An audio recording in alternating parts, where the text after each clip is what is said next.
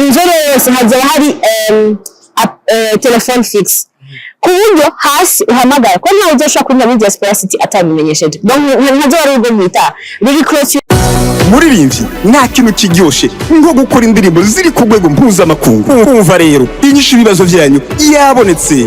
Malengo Records ni studio nshasha ije kubaha ivyo mwari murindiranye igishika. Tubafitiye abahinyanyuzi mpuzamakungu banonosoye ivya beat making, voice recording, mixing na mastering byo ku rwego rwo hejuru.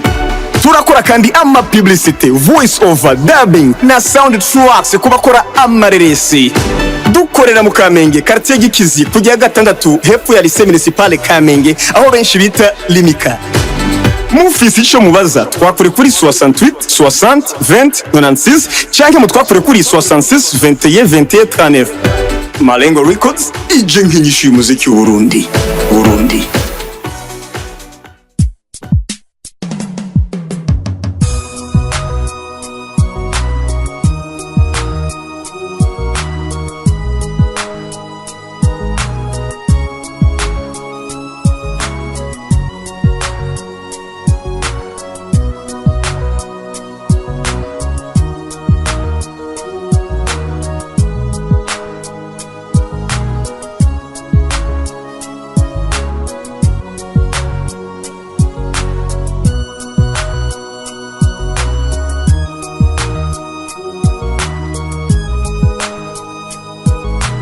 Ibikorwa byo muri BMBC bitangura hariho amazi n'amatara. Hariho amazi n'amatara. Gusa rero ibikorwa maze guhera connection ni kuri ntango. Reka tubanze tubwire kwanza abideni. Ideni ushobora kuriha mu myaka 5, ushobora kuriha mu myaka 10, ushobora kuriha mu myaka 15, myaka 20. Nubwo ko ni myaka donc n'umwana abakuze abageze gusohoka yari umwana muto mva mushaka kuri 20 abaguze. Kubw'ibyo rero hasha haba amasezerano ava ku bushobozi uyu mukiriya wacu afise. Eske uyu mukiriya azoshobora gushobora kuriha? Urazana ibyemeza bitwereka impapuro n'ibindi byose byerekana yuko ushobora uri capable gushobora kuzoriha iryo deni. Uriya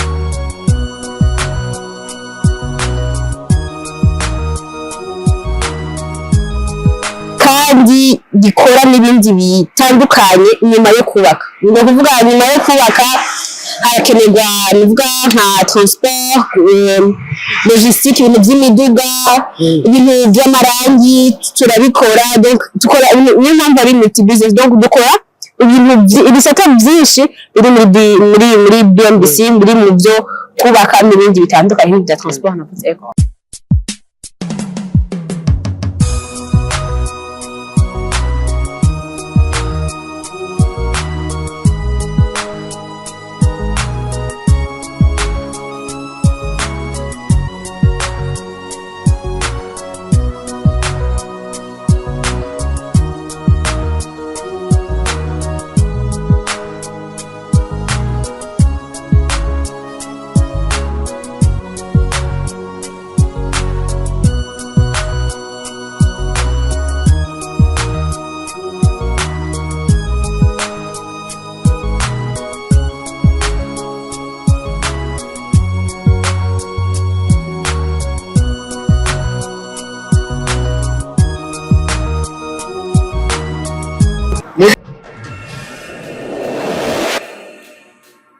Malengo Business niyo mizero y'abarundi bose bakeneye kugura ibikoresho byose bikoresha umuyagankuba. Wifuza ama ordinateur, ama écran plat, ama television agezweho n'ibindi nk'amakinga, projecteur, ama bafle, ama tapi, eka n'ibindi mukenera byose mu buzima bwanyu busanzwe bwa bisi yose. Cyangwa mukeneye umufundi y'ibinuje iyo wakorera ivyononekaye muhira iwanyu. Byose twakure kuri 68 tuba tubikire. Malengo Business niwo muco wizewe ku barundi bose.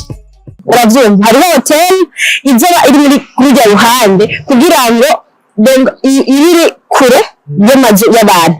Ivyo muri kumwanya ko maze kubona mumaze gushika indani ni kibanza cyagutse cyane. Ikibanza cyagutse haje hari hotel hari ama salle de sport, hari ama gym, hari piscine, urumva hari ama salle de conférence, hari amazu ariyo twe turagurisha muri kano kanya. Ariyo ndiko ndatumira aradukikira muri Malengo Media kugira ngo bashobore kugura, bashobore kwiyandikisha.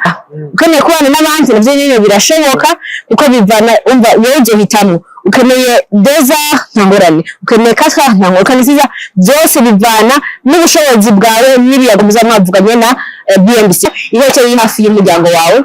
Ikindi naco ushaka na kwinonera imitsi, ushaka kugira iki shaka cyose. Haje hari place y'amaje y'abana, haje hari n'ahantu navuga gute ane espace ya piéton kandi hatambukira abana.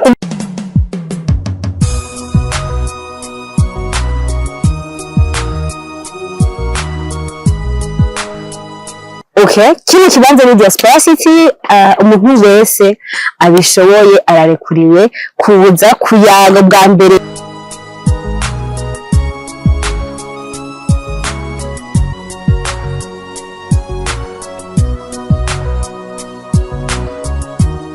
Ushobora kuriha mu myaka 5, ushobora kuriha mu myaka 10, ushobora kuriha mu myaka 15, myaka 20. Ndumva ko ni imyaka donc n'umwana abakuze abageze gusohoka yari umwana muto mva mushaka kuri 20 abaguze. Kubw'ivyo rero hasha haba amasezerano ava ku bushobozi uyu mukiriya yacu afise. Eske uyu mukiriya azoshobora gushobora kuriha? Urazana ivyemeza bitwereka impapuro n'ibindi byose byerekana yuko ushobora uri capable gushobora kuzoriha iryo deni. Uriya kashi naho nyene niyeze ko byinshi byiyaguye umuntu abivugana nabo muri commercial kugira ngo bumenye detail kuko aravuga ati uru ikintu cyambere gihari mu migambi yose ya BNBC hariho amatara, hariho amazi, nico kintu cyambere gitangura mu gihugu nayo byo kwa ngo twe dushaka kumwubakira kandi ko atavuze ko bizimvye uko arazihetse zo mu gihugu arazimwe n'ibintu bigugwa. Urumva uvuga ko bizimvye nuko yagiye arumviriza nivuga ntaba yishikiye kuri terrain ngo arabe cyangwa atugane tumubwize kuri tumwereke ingene ibintu byifashe. Yego tuko turashagurisha ni muze muyandikishe. Ibibanza birahari ariko mushaka kuza mu minsi mugasanga ibibanza byagabanutse cyangwa byahenze. Ego muze mwubakirwe neza na BNBC kandi ngiriye ko shimira abamaze mu biganiro bitandukanye dukora ku mamedia atandukanye abamaze gushaka twitura akavuga ati twebwe twarababonye twashaka gukorana namwe.